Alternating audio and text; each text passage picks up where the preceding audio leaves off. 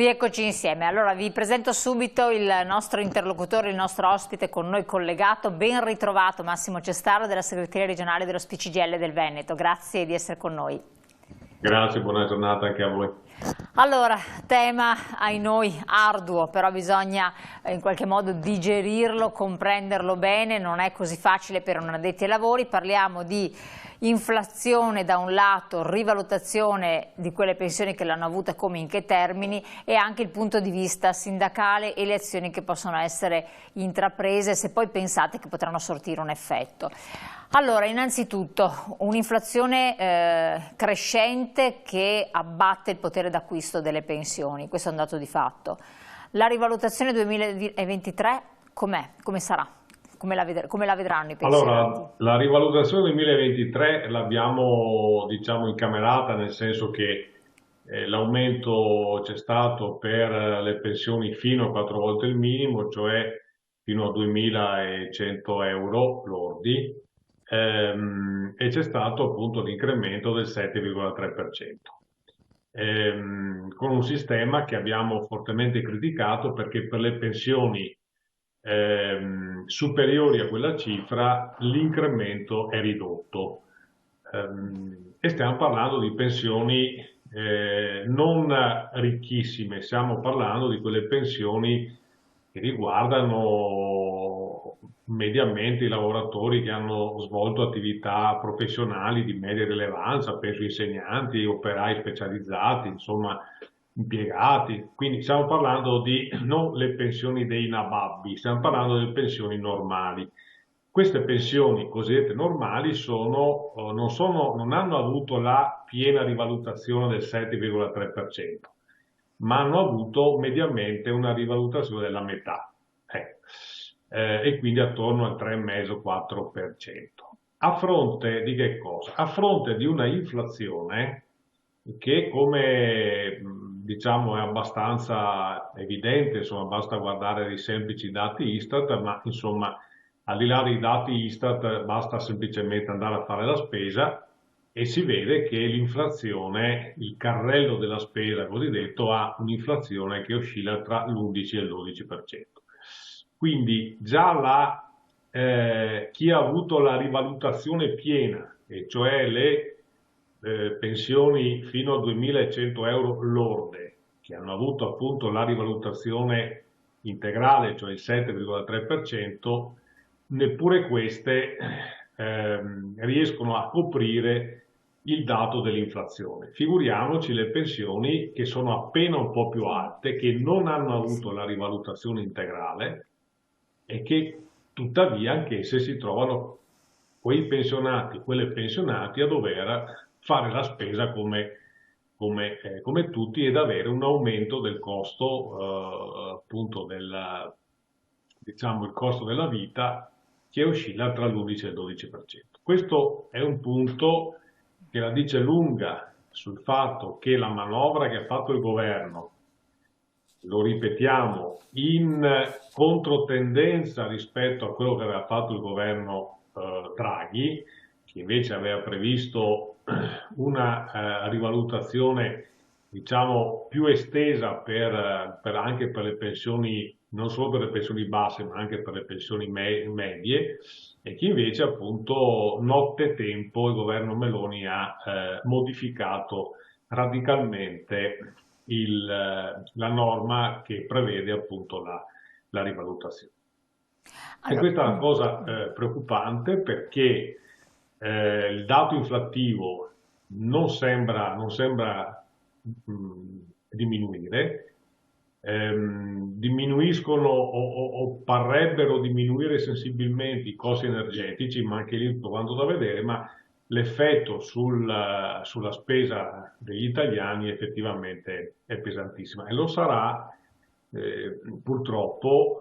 Naturalmente in questo i governi non c'entrano niente, ma il disastro che si è abbattuto sull'Emilia Romagna porterà anch'esso un incremento di costi per quanto riguarda frutta e verdura. Naturalmente, ripeto, non c'è ovviamente responsabilità di nessun governo, salvo una discussione insomma, sui governi che si sono succeduti nel corso degli anni, di non affrontare seriamente la manutenzione del territorio, ma diciamo questa è un'altra questione. Ma ripeto, quella catastrofe peserà ulteriormente sul potere d'acquisto delle pensioni. Certo. Poi c'è quell'altro dato esatto. Che riguarda le cosiddette pensioni minime. Allora, una delle cose che il governo ha detto più volte che avrebbe portato le pensioni minime a 600 euro. Ora, intanto è da precisare che nella norma questi 600 euro riguarderebbe un aumento del 6,4% per le pensioni minime relative ai pensionati over 75. Qui non sono tutte quante le pensioni minime, sono le pensioni minime degli over 75, perché per i pensionati di età inferiore ai 75 anni l'incremento aggiuntivo oltre la perequazione sarebbe del solo 1,5. E quindi questa, diciamo, questo annunciato aumento delle pensioni minime fino a 600 euro in realtà riguarderebbe solamente i pensionati al minimo con età superiore ai 75 anni. Il punto è che questo aumento ancora non si è visto, cioè nel senso doveva essere anch'esso erogato tra gennaio e febbraio, siamo a fine maggio, non si è visto niente e probabilmente l'aumento arriverà a luglio, probabilmente. Questo per effetto di una norma scritta male. Lo dicevo prima, insomma, il governo Draghi aveva previsto un impianto un po' più articolato, un po' più preciso per quanto riguarda gli aumenti. Quando fai i cambiamenti delle norme su materie così delicate come i trattamenti pensionistici, dovresti essere più accorto, così non è stato, e quindi si è creato un grosso problema interpretativo tra il governo, il Ministero del Lavoro e l'INPS. Fatto sta che attualmente quegli incrementi, quello dell'1,5 e del 6,4 per i pensioni e per i pensionati fino a 75 anni e oltre 75 anni ancora non si è visto. Ripeto, speriamo che lo si possa vedere a luglio, ovviamente confidando anche sul fatto che ci siano gli arretrati. Dico questo per dire che cosa? Che il tema pensionistico è complicatissimo, cioè noi non abbiamo la possibilità di contrattare con il governo i trattamenti pensionistici. Il governo fa una norma, fa un decreto, fa una legge, quello è il trattamento che ti arriva.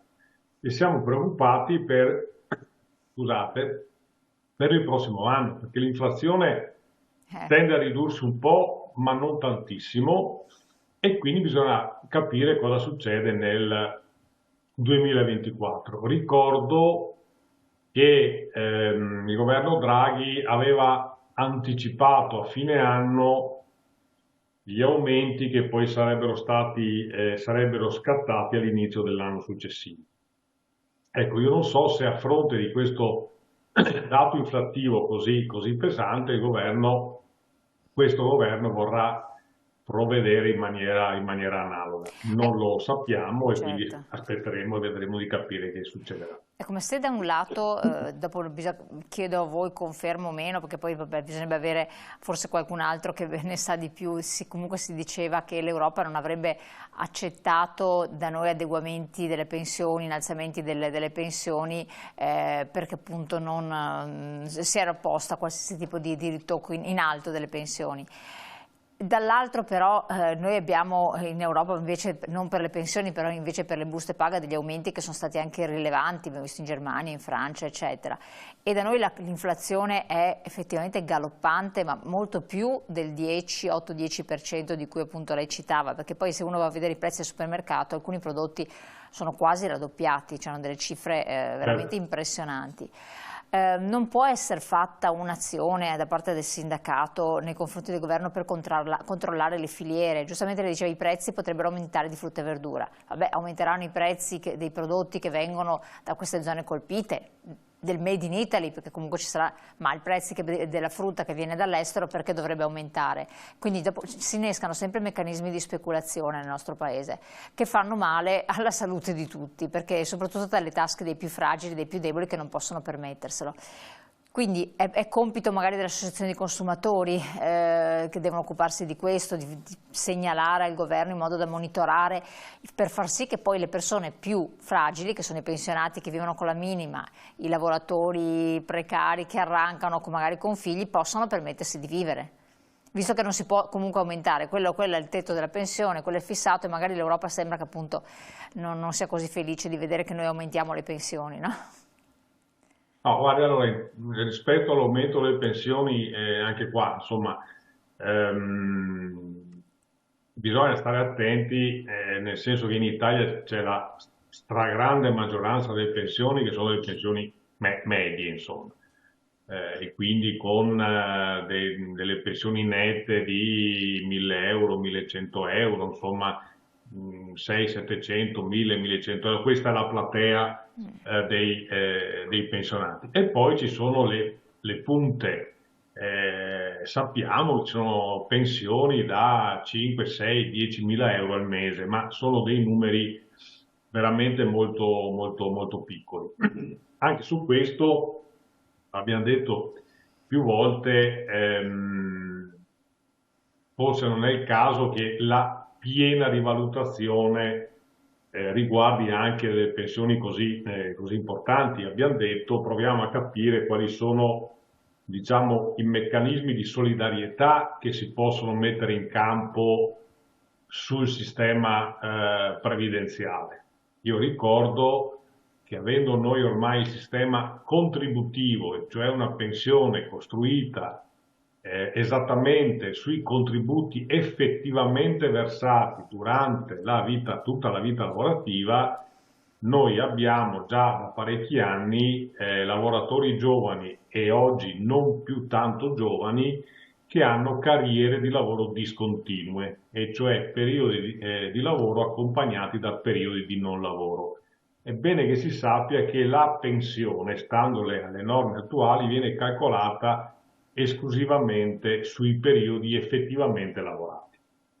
Allora abbiamo chiesto da tempo come sindacato quella che chiamiamo una pensione di garanzia, cioè un meccanismo che possa attenuare l'effetto negativo della discontinuità lavorativa rispetto ai trattamenti pensionistici, e fare in questo anche, diciamo, avviare un processo, un meccanismo di solidarietà tra le pensioni molto alte a tutela, diciamo, delle fette di popolazione lavorativa che appunto hanno avuto e continuano ad avere discontinuità lavorativa.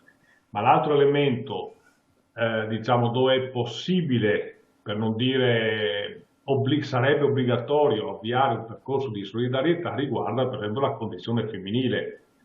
Le donne hanno mediamente una pensione molto più bassa rispetto a quella degli uomini, per la semplice ragione che la discontinuità lavorativa delle donne dipende dal fatto che le donne purtroppo sono quelle dedicate ai tempi di cura, quindi i figli, e quindi magari i genitori anziani, eccetera, e questo implica una discontinuità lavorativa. Allora, perché altrimenti non si spiega, basta guardare i dati, anche quelli che abbiamo registrato qua in Veneto, le pensioni delle donne sono mediamente un po' più del 50% rispetto alle pensioni dei maschi.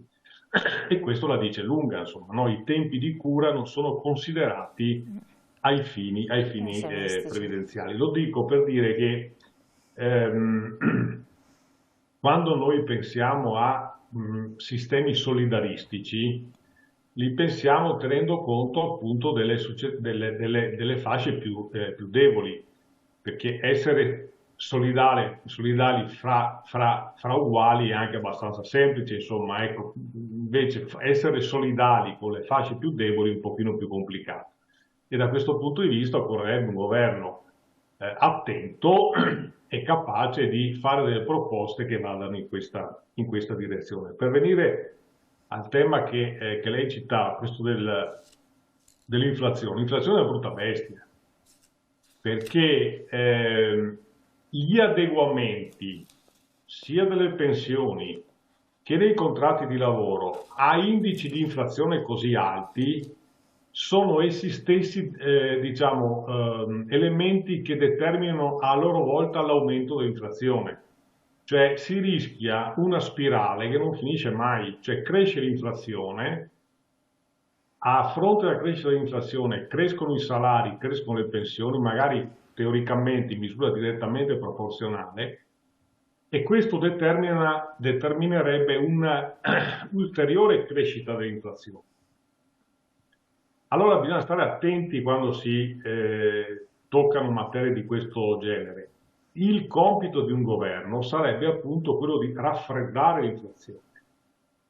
È chiaro che noi chiediamo che retribuzioni e pensioni siano tutelate dall'inflazione, ma la vera tutela contro l'inflazione lo fa l'abbattimento dei tassi inflattivi. Certo. E quindi occorrerebbe, diciamo, un governo delle filiere produttive che produca degli effetti di contenimento fortissimo di fenomeni speculativi. Noi l'abbiamo visto con i costi energetici. Sì. A un certo punto i costi di acqua, di luce e gas sono esplosi, ed evidentemente lì ci sono stati fortissimi processi speculativi che poi, diciamo, hanno avuto una forte ricaduta anche sui generi alimentari, sul carrello della spesa.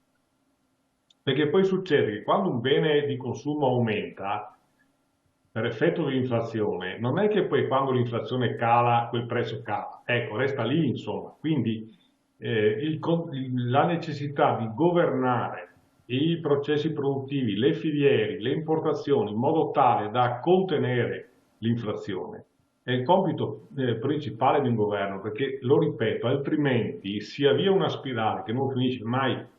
Cioè, è bene ricordare che intorno alla metà degli anni 70, quando avevamo ancora l'indennità di contingenza, che scattava proprio in rapporto al dato inflattivo, e lì si era determinata una spirale complicatissima. Io ricordo che eravamo arrivati a una inflazione a 2 cifre, di cui la prima era 2, quindi eravamo attorno al 20% di inflazione. Perché appunto quando c'è la rincorsa di salari e di pensioni, la rincorsa all'inflazione, è una rincorsa che diventa una spirale che non si ferma più. Il pericolo è quello lì.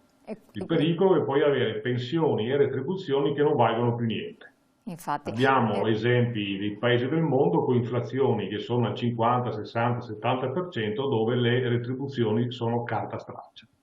E naturalmente noi non possiamo arrivare lì. Assolutamente. Ora, noi siamo ben lontani da arrivare a quelle situazioni, ma bisogna starci attenti, perché con l'inflazione, come dicevo prima, che è mediamente attorno all'8-8,5%, ma che sul carrello della spesa vale tra l'11 e il 12%, siamo già in una zona a rischio. Certo. Quindi bisogna starci molto attenti. E ripeto, la risposta non è rincorrere diciamo l'inflazione aumentando pensioni e retribuzioni. Certo che lo dobbiamo fare, ma controllare la filiera produttiva, sì. Ma non è quella lì la ricetta. Chiaro. La ricetta è abbattere l'inflazione.